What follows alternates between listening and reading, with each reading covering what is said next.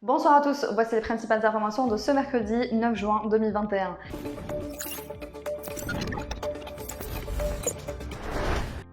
Abdelmadjid Tebboune a reçu ce mercredi les vice-présidents du conseil présidentiel libyen, Moussa El-Rouni et Abdullah Al-Lafi, a indiqué la présidence de la République sur sa page officielle Facebook. Les vice-présidents du conseil présidentiel libyen ont atterri à l'aéroport international d'Alger Ouali Boumediene plus tôt dans la journée dans le cadre d'une visite officielle en Algérie. Une commande d'acquisition de 30 millions de doses de vaccins anti-Covid-19 a été passée avec plusieurs fournisseurs dans le cadre d'un achat bilatéral, a affirmé le ministre de la Santé Abdelrahman Ben Bouzid.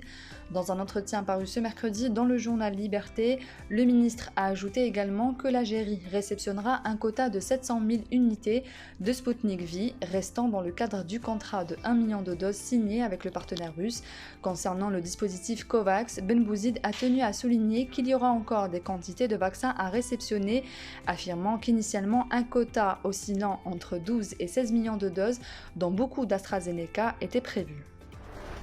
Une caravane composée de 3 cliniques prendra le départ demain jeudi à 9h du siège du ministère de tutelle en direction des wilayas de Bou Meldez, Tipaza et Tizi Ouzou avant de généraliser l'opération aux autres wilayas, a indiqué ce mercredi le ministère de la Santé dans un communiqué en précisant que cette initiative rentre dans le cadre du renforcement des points de vaccination de base hors des structures de santé et d'élargir la campagne anti-Covid-19.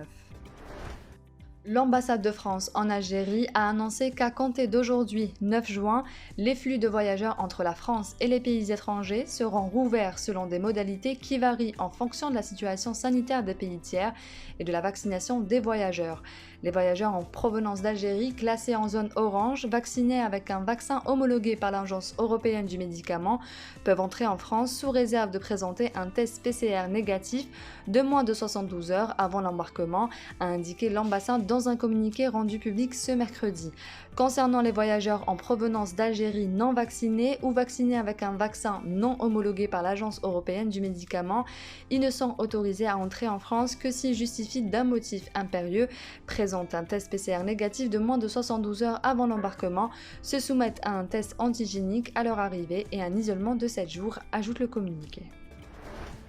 4 wilayas du sud du pays ont été placés à partir de ce mercredi et ce jusqu'à demain jeudi à 18h en vigilance jaune canicule avec des températures atteignant ou dépassant 45 degrés, indique un bulletin météorologique spécial de l'Office national de météorologie. Les wilayas concernés par ce BMS sont Adrar, Bojbadji Mokhtar, Ain Saleh et Tindouf, précise la même source.